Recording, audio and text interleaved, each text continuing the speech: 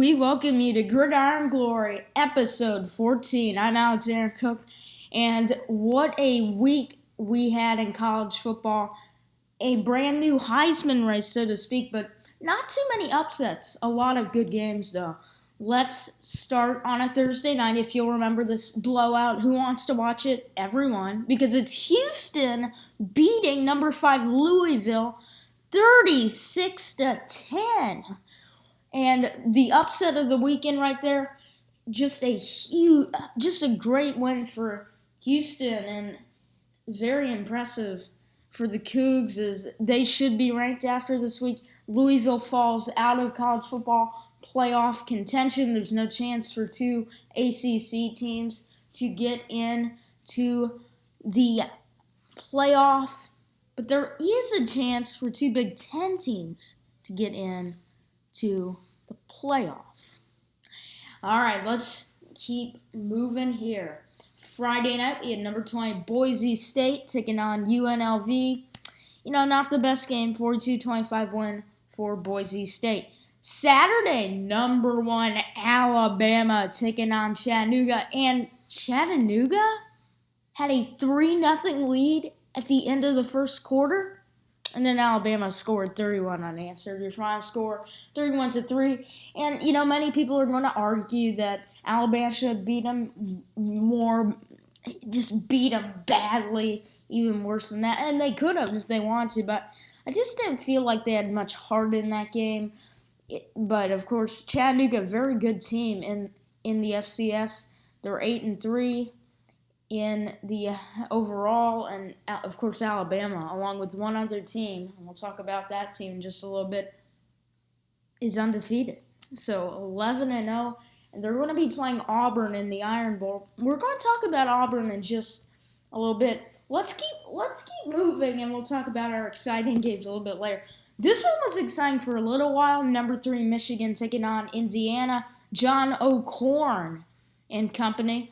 For Michigan, John O'Korn replacing Wilton Speight with an injury. And Indiana was up by a decent amount, but then Michigan just took care of business. A very easy win in the end for Michigan. Of course, bad conditions in the state of Michigan. We'll talk about that in just a little bit as we talk about more of those games. And then number 4, Clemson had no problem dispersing Wake Forest, 35-13. Number 6, Washington bounced back after losing to USC, decimating Arizona State 44-18 after only having a 3-point lead, 3-0 lead after the first quarter. Great job by those Huskies, and they look like a good team. And then we had number 7, Wisconsin, taking on Purdue. No trouble for Wisconsin, the defense. And they didn't exactly shut down the Purdue offense. Of course, Purdue scored 20 points. Your final score, 49-20. But Purdue has a decent offense. Their defense is terrible. And there you go. It's just a very good win for the Badgers, who will face Minnesota next week. I assume they'll get the win there. And after that, they're going to be on to the Big Ten championship game against Michigan or Ohio State. You'll want to tune in Friday because we're going to give you all the analysis you need for that game, the Iron Bowl.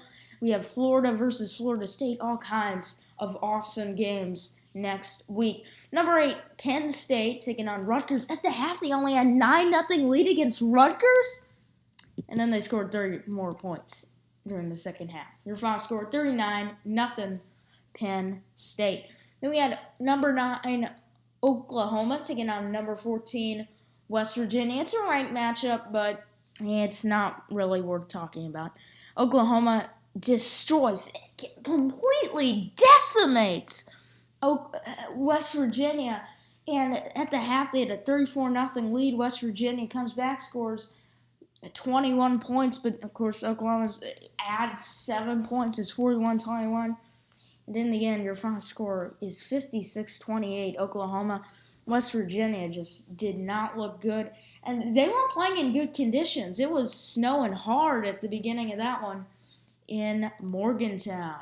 We had another fun ranked matchup. Number 22, Washington State. Number 10, Colorado. A lot of lead changes, but Colorado gets the job done there. I predicted Colorado would win this game.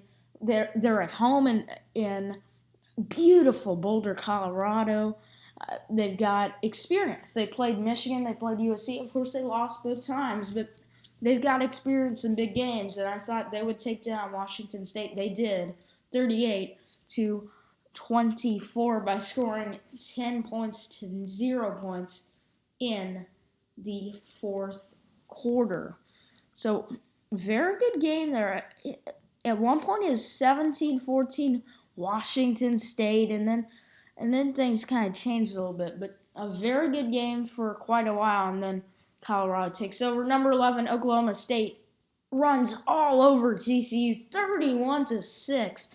Not pretty at all. Oklahoma State looking good, and we're going to have quite the game in the Big 12 championship.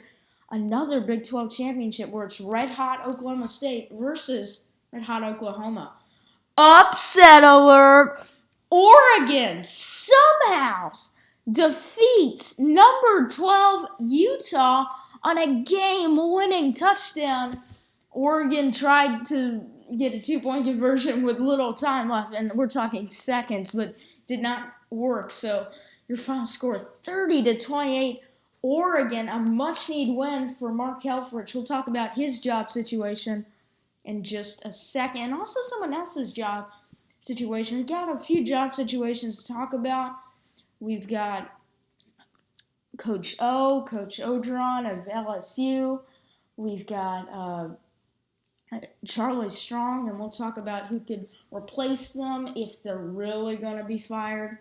All of that. And then number 13, USC taking on UCLA, and USC rolling 36-14 against UCLA at the Rose Bowl. No big surprise there. Simply a great win for USC, and they finally beat UCLA. How about that? And number 15, Auburn taking on Alabama A&M. Auburn knew they needed to bounce back after falling to Georgia. Their defense played well in that game, but their offense was pitiful. What happens when you put Jeremy Johnson in? He gets the job done. 55-0. And don't start screaming in my ear that Jeremy Johnson is terrible. He's horrible, because he is. At times he's horrible, but in this game he looked fine. Okay, I'm not going to go any further than that. Number 15, Auburn gets a 55-0 win over Alabama A&M. Then we had number 23, Florida, taking on number 16, LSU. A fun one. We'll come back to that one. Number 17, Florida State, taking on Syracuse, and not pretty for the Cuse. They say orange is the new fast, but I'm afraid Dalvin Cook's a little bit faster than the orange. Just complete decimation. And we had as number 17 Florida State, 45-14. And guess what? Dalvin Cook breaks a school record. It's just incredible. He sets a new Florida State record, and just incredible win for the Seminoles there. Then we had Maryland taking on Nebraska, number 18 Nebraska, and they just had no trouble. 28-7 win for Nebraska. And this was a very close game for quite a while. Number 19 Tennessee hosting Missouri, and this is very close for a while, but Tennessee in the end rolls 63-37. It's Joshua Dobbs' home finale. It's senior day, and he looked really good. In fact, actually, Drew Lock of Missouri had the better stats, but Joshua Dobbs threw 3 touchdowns, ran for 2 more. What a game there. Number 21, Western Michigan. Western Michigan, row the boat, game day. College game day comes in town. Western Michigan is the only undefeated team other than Alabama in all of the FBS. Well, guess what? Western Michigan got a 38-0 win, but it was pretty close early on, as Western Michigan just could not get anything going. But after the first quarter, they took off. Great win for the Broncos. Then we had number 24, Stanford, taking on California. The big game. But it's not so big this year because these aren't the best teams. Stanford looking good. And guess who else is looking good? Christian McCaffrey, 31 carries, 284 yards, 3 TDs, and Stanford takes home the Stanford Axe, 45-31, your final. Then we had number 25, Texas A&M, hosting Texas San Antonio. And Texas A&M won 23-10, but not impressive. And after losing all that talent in Trevor Knight, they've really gone downhill. Barely getting away from Texas San Antonio. I think they'll lose next week to LSU. I just am not impressed by Texas A&M. And now the big ones. Number 2, Ohio State taking on Michigan State. And guess what? Michigan State scored first. They struck first. And it's 7-0 Michigan State. Ohio State scores at 7-7. And before we know it, Ohio State, we're tied up at 10. Then Ohio State scores a touchdown. Michigan State, L.J. Scott, he had a great day. 19 carries, 160 yards, and a touchdown. Terrible conditions over in East Lansing. Michigan State scores a touchdown, but then they go for a 2-point conversion. And, this is a little bit of controversy here. And we'll talk about Mark D'Antonio's job situation, but a little bit of controversy. He decides to go for 2. I totally agree with it. They're not, running. They're not doing well overall. And then Michigan State cannot do it. Their drive was based on running, and L.J. Scott did a great job on that drive. But they just could not punch it in. And when it came to passing, J.T. Barrett did not impress, but Tyler O'Connor didn't either. He was 6 of 16, 105 yards, and a touchdown. Michigan State would turn the ball over before you know it, and then that was it. As Ohio State holds off, they fend off Michigan State. And does this mean we're going to have some trouble in the game next week? I'll talk about that in just a second. And L.J. Scott, also the top receiver in this game, because there's barely any receiving. 2 receptions for 76 yards and a touchdown. And now, let's go down to another good game. Number 23, Florida playing number 16, LSU. And Florida, they've got all these injuries. Their top players injured on defense, and then they get some more. LSU racks up some injuries, but LSU is up early, 7-0. Florida puts a field goal, scores a field goal, 7-3. Florida scores a touchdown, and it is going to be 10-7. After that, Florida has a 16-10 lead. 2 field goals. LSU has to do something, and they score a field goal, but then they march the ball down the field, and they are right in position from the 1-yard line. It's 4th and goal. LSU tosses it to their star running back with Leonard Fournette out, Darius Geis, up the middle. No! He was stopped short. And that meant that Florida, for the second year in a row, was heading to the SEC championship game to play none other than mighty Alabama. And they just defied the odds. They came in to Baton Rouge. They were man down. They were playing a road game that should have been a home game. LSU has everything going their way. Of course, Leonard Fournette, he played a little bit, but he's not that great. But then, in the end, Florida's defense comes up big. Florida's offense does enough to get a win. How about that game? And very, very impressive. And the best way to handle LSU is to run up the middle. And Florida understood that, and that's how they marched the ball down the field so many times. And what a signature win for this Florida Gators football program, setting up a second consecutive SEC title game. It's going to be Florida, and it's going to be Bama clashing in one to remember. And now let's talk jobs. And we'll start with Mark D'Antonio. And this one, it's a 3-8 season. Things aren't going well, and just nothing is going the way it should go. What's the situation here? Mark D'Antonio went to the college football playoff next year, and I think he made the right call with the 2-point conversion. I didn't understand why he called to throw it, trying to trick the OC defense when you probably expected the trick. So, especially when you're running so well with LJ Scott, just hand the ball off. You're starting from the 2-yard line. I mean, come on. I agree with the call, not the play call, but I agree with the call to go for it too.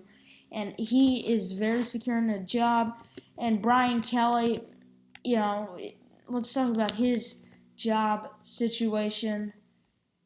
And another close loss. Virginia Tech wins 34-31 against Notre Dame. What in the world for Brian Kelly?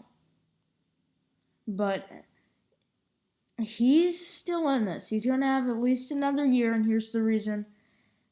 Because it's going to be the simple reason why this is going to work out for him is because they played Ohio State last year and none other than the Fiesta Bowl, and that's a big game. And obviously, you've got Ohio State, you got Notre Dame. Wasn't that close, but he went over there. He got the job done last year. His job is safe. And more and more jobs to talk about. We'll start with Coach Ed Orgeron of LSU. And in my opinion, let's start with this. If he wants to say he had to beat Alabama or he had to basically win all the other games for a chance, he didn't do either. He is going to be out of there. And some potential replacements. You've got Lane Kiffin. You've potentially have Jimbo Fisher, which would be their top choice. There's some other guys. I think LSU, with the cash, could pull Jimbo Fisher over there, and then LSU could just get something going on offense. They just don't. They have a one-dimensional running offense that just won't work. They have the defense. Of course, they need to be a little bit more effective up front, right down the middle, but it's hard. And I think that Jimbo Fisher will get over there the money, but he's going to be out if he can't get something going on offense, which is exactly what LSU just needs. And let's talk about more job situations yet again. Texas loses, but it's probably against Oklahoma, and you're expected to lose. No, it's against Kansas. Come on! The Kansas Jayhawks 2-9 after this win. Everyone's storming the field. Woohoo! Hooray! They win 24-21 against Texas. They did win 24-21 against Texas. Charlie Strong's out, and we pulled this snippet from ESPN just the other day. It was, in fact, yesterday during games, and it said this, quote, Texas administration under severe pressure to fire Charlie Strong and hire Tom Herman, sources tell ESPN. And I believe it's true. Losing to Kansas is just, you can't do it. Charlie Strong's out, or Tom Herman's in. He might, and Tom Herman's had a lot of success at Houston. I think he'll be right in that Texas job, getting the recruits and just making a good program out of the Texas Longhorns very soon. So I think that's actually a true thing. I believe it's true, and I believe that happened. And one other job, Mark Helfrich, and he had just had a terrible season. I think the win against Utah saves his job. And it was a last-second win, incredible. And you have to realize, he was in the college football playoff just 2 years ago. And just 2 years ago, 2014, he was in the college football playoff national championship. And that's why I think he has to be kept for one more year, one more chance, especially this huge win on his resume. And look, the Oregon Ducks last year, they were not the best. They were not the worst, but they were not the best. They were 9-4, which is decent. But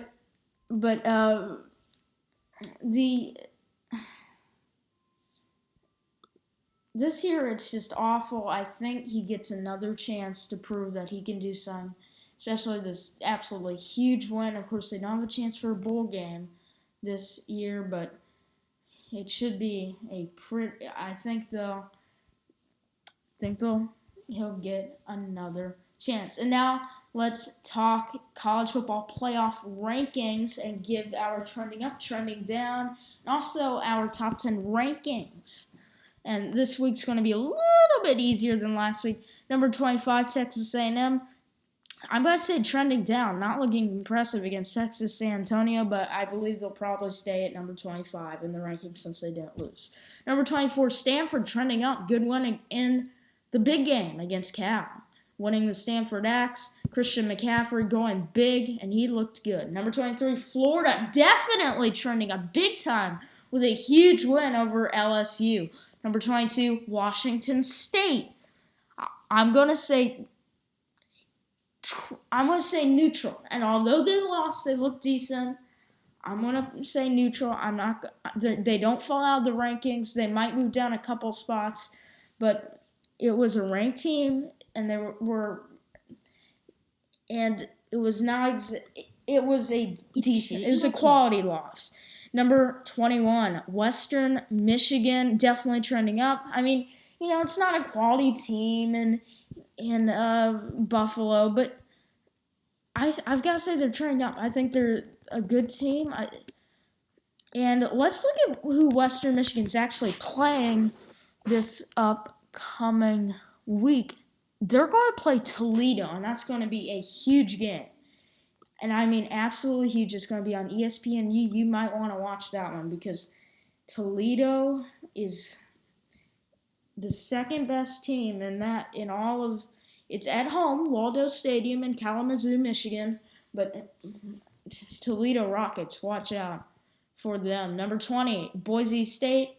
They won. I'm going to say neutral. And here's the thing with Wyoming winning against San Diego State.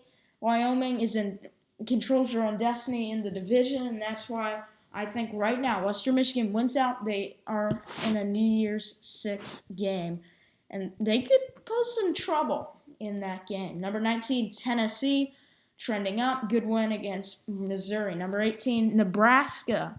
I'm going to say trending up, and Maryland's not the highest of quality, but it's a win, and that's important for the Huskers. Number 17, Florida State, trending up. Syracuse is not a good team, but it's a good one. Number 16, LSU, trending down. They were supposed to win that game, and they did not. Number 15, Auburn, trending up. And I don't think they're going to move too many spots up, if any, maybe one spot. But the thing is that it's a good win over a terrible team. So maybe they move up a spot, maybe they just stay where they are. Number 14, West Virginia, trending down. It's awful loss against Oklahoma. Number 13, Southern Cal, USC, trending up. Good one against UCLA, and they're not a great team, and UCLA is not a great team, but it's a game that USC has just not been able to win for a while. So I'd say USC looking good, trending up. Since Sam Darnold became their quarterback, they've been looking on fire. Number 12, Utah, trending down. You lose to Oregon? That's not a good loss. Number 11, Oklahoma State. TCU not the best this year, but I want to say trending up. Number 10, Colorado, trending up big time. Huge win against Washington State. They proved that they can beat a top 25 team. They have the experience of losing, but then they come out on top at home, Folsom Field. Beautiful Boulder, Colorado. Good win for the Buffs, and they're for real right now. Just an excellent job by the Buffs again of just getting to that point. Number 9, Oklahoma, trending up big time. Huge win over West Virginia on the road in the snow. Baker Mayfield and company was ready. Big game Bob was ready. That was a good win for the Sooners. Number 8, Penn State. They didn't look great. I'm going to say neutral because, it's against Rutgers, 39-0. Rutgers is not good, so. Number 7, Wisconsin. I'm going to say neutral because, once again, you're playing Purdue. It's not that great. So, maybe you can move up a spot after Louisville losing.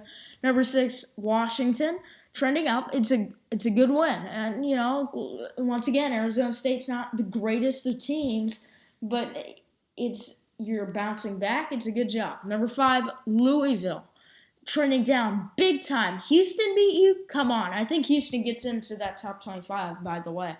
Number 4, Clemson, trending up. Good win against the Wake Forest Demon Deacons. They're not the greatest of teams, but they play defense, so good win there. Number 3, Michigan. I'm going to say barely trending down but not really trending down.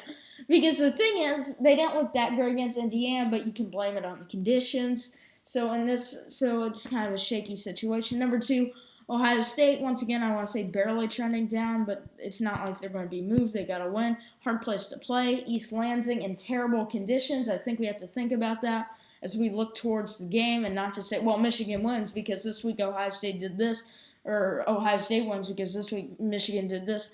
We have to look at both teams. We have to look at the conditions they were playing in. Both played in tough conditions. We cannot judge off of this week. So we just kind of have to look at the full team, look at the quarterback, and just look at all the little pieces as we make this prediction. It's going to be a hard one coming up. Number 1, Alabama, 10-0.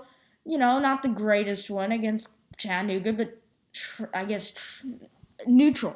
I usually say trending up because they get a decent win.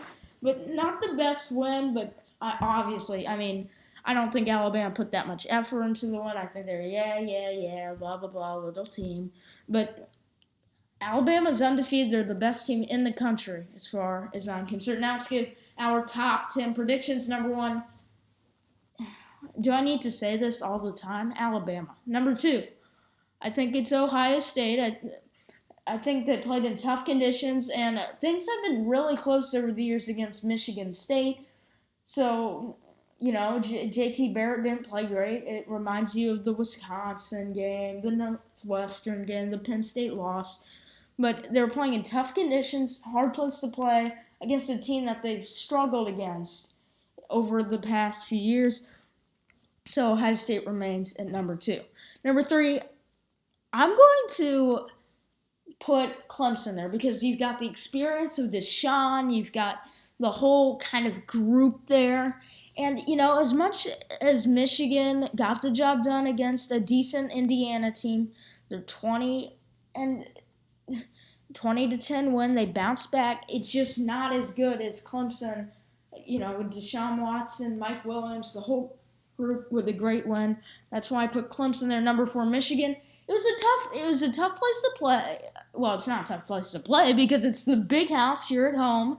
The conditions were bad. You had a first-time quarterback, and that's first full-time start really for that quarterback, which is why I would put Michigan at number 4. They just don't have the full experience that Clemson has. At number 5, I'm going to put Washington. They bounced back. I think it was a good win over an Arizona State team. And then number 6, I want to let Oklahoma jump up there. I don't think Wisconsin had a good enough win to put them up to number 6. That's why I'm going to put Oklahoma at number 6. And then number 7, Wisconsin remains there. Number 8, Penn State. Number 8, I'm actually going to put Colorado. I think they jumped Penn State because against Rutgers, not the best game. Number 9, I'm going to put Penn State moving down a spot. And number 10, Oklahoma State, looking good. So those are my playoff predictions, or the rankings predictions, not the playoff predictions. And for big predictions next week, we're talking the game. We're talking Florida State. We're talking, we're going big time here. We're talking the Iron Bowl. You will want, and I mean it, you will want to see my picks for that game because that's going to be huge and just an absolutely huge. You better be ready to see those predictions because they may surprise you. So you better tune in Friday because we're going to have some big predictions. And now let's take a look at our Heisman race. Despite the loss, Lamar Jackson has, I think Lamar Jackson is still number 1, but I think that you're looking at him falling a little bit, so he better pick up the pace against a not so good Kentucky team. And let's continue here. We have number 2. Number 2, I'm going to put,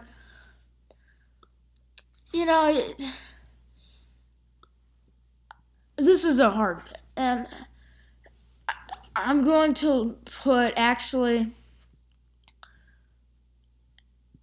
Donald Pumphrey.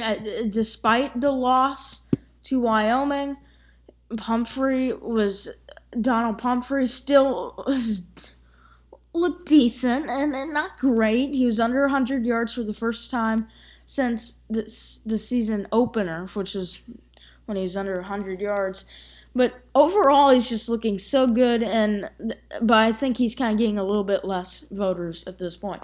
Number 3 is Jalen Hurts, and he didn't look that great against, Chattanooga. But if he does well against Auburn, then you could see him perhaps even making a jump to number 1. Number 4, D.D. Westbrook of Oklahoma. He was not the best. He only had 2 receptions, but they were good ones. You had a 75-yard touchdown pass and then another 25-yard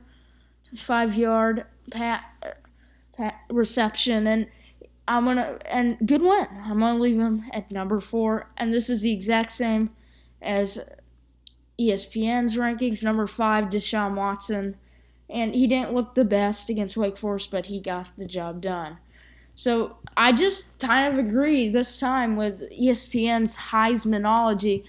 And that's going to be it for our college football section of our show. And let's continue on to the NFL predictions. And this week in the NFL, we have some decent games, but let's just break them down.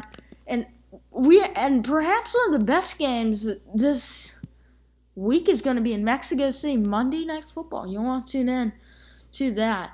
All right, 1 p.m. Eastern on CBS. We're going to have snow And the Pittsburgh Steelers taking on the mighty 0-10 Cleveland Browns. Pittsburgh 4-5. Cleveland's terrible. Give me the Steelers in this one. And of course, if you'll think back, the Saints made a comeback bid in the Mercedes-Benz Superdome against Carolina, but that was at Carolina. But they just could not make it happen as against Carolina. And just, Carolina at this point 4-6, trying to bounce back. New Orleans, a hard loss after a hard loss to Denver, and good, not the best game for stats, but a decent game for stats on both sides. And then today, 1 p.m. Eastern Time on CBS, Ravens taking on the Cowboys. And Ravens at 5-4, Cowboys 8-1. Ravens have been impressive, but the Cowboys are just my favorite. I've got to go Cowboys. And it's going to be by a decent margin, maybe 14, 17 points. But I think at least at first Ravens do keep it close. Then we had the Jaguars taking on the Lions. Jaguars 2-7, not a win culture. Lions 5-4. I've got to go Lions pretty big here at home at Ford Field. Then we've got the Tennessee Titans on the road taking on the Indianapolis Colts. And I'm going to go Titans. They've got the offense. They're feeling really good about themselves right now. I'm going to go Titans there. Bills at the Bengals. Bills 4-5. Bengals 3-5-1. This is on Fox. All the previous games I've listed were on CBS. And the Bills here, they're not the best team in the league. And I think the Bengals in the jungle at home, Paul Brown Stadium, I'm going to go Bengals, but I think it's going to be close. Bucks at the Chiefs. Chiefs doing so well. Got to go Chiefs here. They don't have the best stats. The Chiefs don't. But they've got a winning football team, and I think they'll continue to win at Arrowhead Stadium against the Bucks. That's 1 p.m. Eastern on Fox. Then we had the Bears at the Giants, 1 p.m. Eastern on Fox. And the Giants just have the winning culture, and they look like a decent team. I'm going to go with the Giants, Eli Manning and company, getting the job done, 1 p.m. Eastern on Fox as well. Arizona Cardinals taking on the Minnesota Vikings. And Vikings sport a great defense, but they've just been losing recently. Cardinals just better with the stats, but this is a valid pick on my part, but I'm going to go with the Vikings bouncing back. Now, I just haven't gotten that right yet, but eventually they've got to bounce back, right? Then we had the Dolphins on the road against the Rams, 4 or 5 p.m. Eastern on Fox, and the Rams, great defense, but other than that, they don't have much. I think the defense gets the job done, so the Rams take a win. The 7-2 Patriots, coming off of a hard loss against Seattle, take on the 1-8 San Francisco 49ers on CBS. And Patriots win big. 49ers maybe keep it close early, but wow. Just great job by the Patriots. They're just a complete team. And I'll talk about another complete team. Rainy day over in Seattle. We're going to have 6-2-1 Seattle hosting the 5-4 Philadelphia Eagles. At one point, Eagles looking so good, undefeated. Their first-year quarterback, Carson Wentz, but not looking as good recently. No, doing better. I'm going to go Seattle. I think they shut down Carson Wentz and company, and I think Seattle just gets the job enough going on offense to win this one. Then 8:30 p.m. Eastern on NBC, Sunday Night Football, Packers at the Redskins. And in this one, I'm going to go Redskins. The Packers have just been a complete flop this year at 4-5, but the Redskins 5-3-1, pretty impressive. I'm going to go Redskins at home over at FedEx Field. And The second best game of the week after Eagles and Seahawks, it's the Texans and the Raiders. 6-3 Texans at the 7-2 Oakland Raiders over on ESPN, Mexico City, Monday Night Football. Stadium, Estadio Azteca. I probably said that wrong. But you'll want to tune in and see what that stadium looks like. Even if you hate these teams or you just don't care, you will want to see that stadium. And they love playing soccer there, and it's just be pretty interesting to see what the crowd looks like. And it's not always filled up for a sport, but let's see if the folks over in Mexico City want to see some American football. Anyway, the Texans, great defense, great rushing attack. The Raiders have a terrible defense, but I think the Raiders have just defied the odds. They've looked so good on offense, and despite their shortcomings on defense. I think the Raiders pull a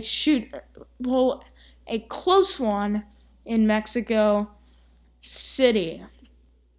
And that's it for Gridiron Glory. I'm Alexander Cook from the studio saying so long. Please follow us at the Football Kids. That's at the Football Kids. Please become our first subscriber by showing your support for a totally kid-produced sports podcast by simply subscribing. All you need to do is click one button and you'll be subscribed. Please check out our Facebook page by searching Gridiron Glory Sports Podcast in the Facebook search. And please check out our blog at gridironglorysportsblog.weebly.com. I'm Alexander Cook once again saying so long. Have a great NFL Sunday. We'll be back on Tuesday for our NFL recap, and you'll really want to see us on Friday when we preview the biggest week of college football. It's Week 13. All the picks, all the analysis, and all the predictions from a kid right here on Gridiron Glory.